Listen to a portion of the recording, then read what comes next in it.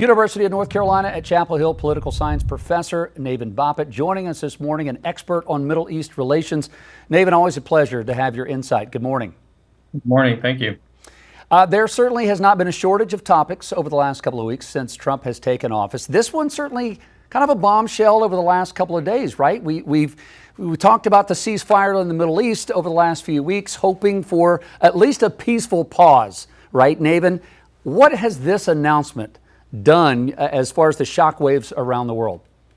There's several parts to it. One, it effectively changes U.S. policy. So U.S. policy has always pushed towards a two-state solution to the Arab-Israeli conflict. That's been fairly consistent.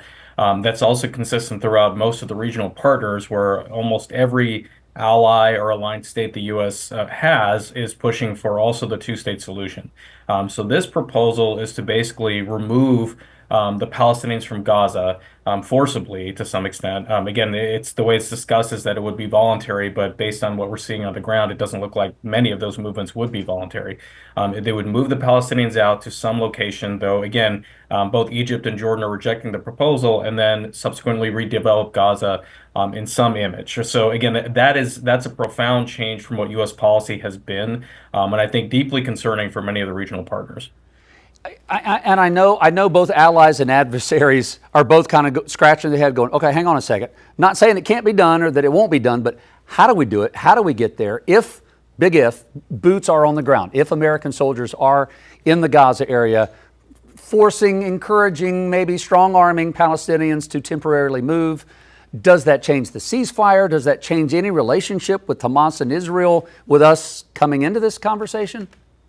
Almost certainly, right? Yeah. So again, if we go back to the original Oslo agreement, the United States sought to portray itself as a party that was interested in a two-state solution that was relatively unbiased in its negotiations. It had the interests of the Israelis and the interests of the Palestinians in mind in trying to push for these negotiations. This throws all of that out the window. It's very clear, in a sense, if the United States were to do something like this, that U.S. interests effectively match those of the Israelis and do not really have anything to do with those of the interests of the Palestinians. Now, again, arguably, some of the Palestinians would make that case anyway, but this sort of basically confirms that. What it also does, if the United States were to put boots on the ground, is to basically have U.S. troops engage in something that very closely resembles ethnic cleansing, where it's moving Palestinians and Gazans off their home forcibly, again, which is against the Geneva Convention of 1949.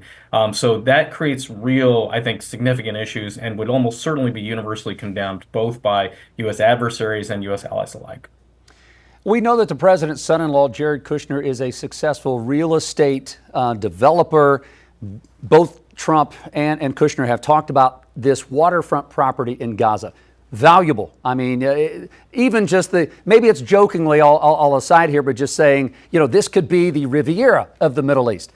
Let's just go to the extreme here. If this land is developed by the United States to become a peaceful retreat, people all over the world can come here. This area has never had that type of, I guess, of vacation idea. Is that even possible? I think it is extraordinarily unlikely that the United States would be able to do that. So hypothetically, if the U.S. were to try, it would first have to remove the Gazans that are in the area, which would almost certainly incur violence. Then the next question is, where would they be moved, right? So the U.S. is proposing moving them to Egypt, who doesn't want them, right? Egypt already views Hamas as part of the Muslim Brotherhood, which they've had significant problems with in their history. Jordan already has an enormous Palestinian population and has fought previous civil wars against Palestinians based on concerns that they would overthrow the kingdom. So no state really wants them, and almost every state in the Middle East has rejected this idea. So the logistics of it alone seem very, very difficult. Now, I think what probably will happen is that while the United States is saying that maybe it wants to redevelop it, this is taken as a green light for many sort of rightist Israeli politicians that want the same thing, that would probably try to do this with the Israeli stamp versus an American redevelopment of the area. I know you don't have a crystal ball. We can't read into the mind of President Trump. And I don't want this to seem like, this entire idea is 100% negative and it's only going to lead to bad news down the road. On the flip side of this, what are the positives for us, for the United States, trying to be a little more involved in the negotiations or in trying to make this a peaceful place to live for millions of Palestinians?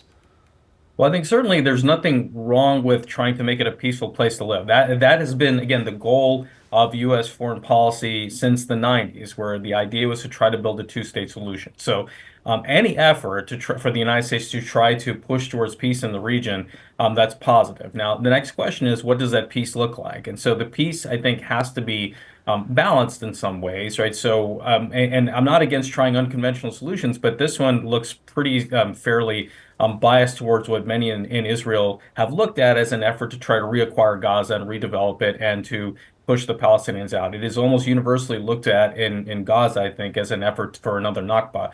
So I don't think that that's a positive thing. Again, I'm open to innovative ideas, but this one particularly might not be or does not look like the best one.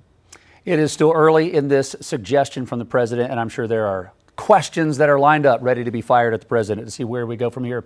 Navin Boppat, again, professor of War and Peace curriculum and just an expert in Middle East relations at UNC Chapel Hill. Navin, always a pleasure for your insights. Thanks for your time. Thank you.